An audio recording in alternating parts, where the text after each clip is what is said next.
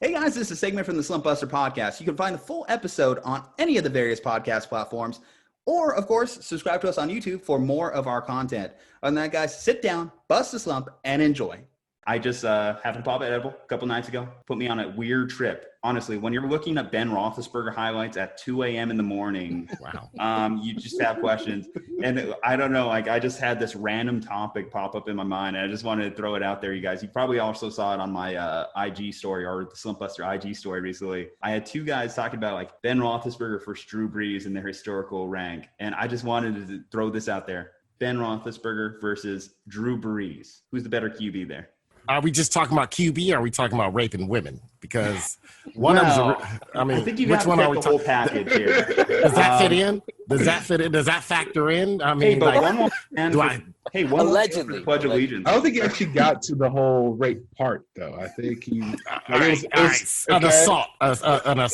It was some real Brett Kavanaugh. It was the Brett Kavanaugh situation. I like beer. If I had 10 more minutes or a moment of clarity, if I didn't take that sip of water between these last 3 pints, then if other women from the restaurant bar didn't walk in. Didn't walk in into a women's restroom. So are we talking about football only or off the field too? That's my question. I'm sorry. You have to take in their entire career. Like we're talking about both these guys. You have a Hall of Fame vote to share between the both of them. And I can only give one. I like how you frame that. I'm gonna go with Drew Brees. Okay, Drew, he's got the records. I would say what made it interesting when I was thinking about this in my head, I'm like, Big Ben, he does have those 2 rings, and he does have numbers. He doesn't have Drew Brees' numbers, but he has some pretty damn good numbers on some winning teams. I mean, Drew Brees' teams, they've been good, and there was those years where his defense was so bad, and the Saints missed the playoffs multiple years with him. And that's kind of like what knocked him down in my mind. I'm like, in 10 years, who am I going to look back at and like think, who was the better QB here? Well, I looked at it like this. Drew Brees had to he brought a dysfunctional franchise into relevance. Right? Dysfunctional for a career franchise. New Orleans was dysfunctional, where even the older Manning statesmen couldn't do anything there with all the fanfare. Drew Brees came in, and of course, with the coach, brought stability. Ben Roethlisberger was part of probably one of the greatest franchises in all of pro sports, with stability, with making right moves. I mean, if you think about it, since 1970, was it 1970 or 1968? They've only had 3 coaches. They went from Chuck Noll to Bill Cowher to Mike Tomlin. They've only had 3 coaches in the same family ownership, who also part of the family's dope actresses, Rooney Mara and her sister, I can't remember her name, but Rooney Mara, she's named after Art Rooney. And so, yes, just a stable franchise forever, the Steelers. And for me, Roethlisberger, he got the extra ring, but part of that was because of stability. That was his second year in the league. The team kind of carried. He did well. He did his part, but the team was dope too. Yeah. So that's why I kind of put Drew Brees just a little ahead. Okay, in their primes, which QB would you rather have? Because I would say 2. Ben Roethlisberger does things that Drew Brees can't. Drew Brees is definitely the more accurate quarterback by a wide mile, but he never quite had Big Ben's arm. Big Ben having to play in outdoors, AFC North year after year, go to battles with the Cincinnati Bengals when they were good, or the Baltimore Ravens when they were good.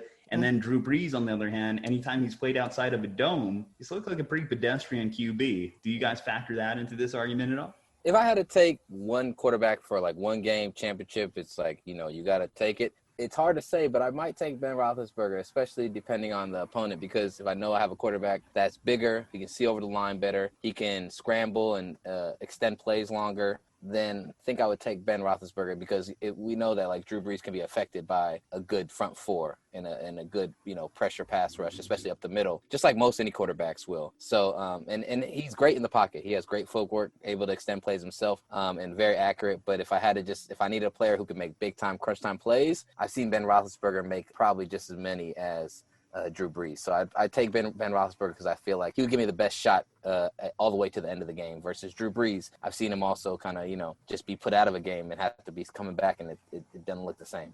But you're forgetting the fact that Ben Roethlisberger might have threw them into that reason they battled down in that game. True.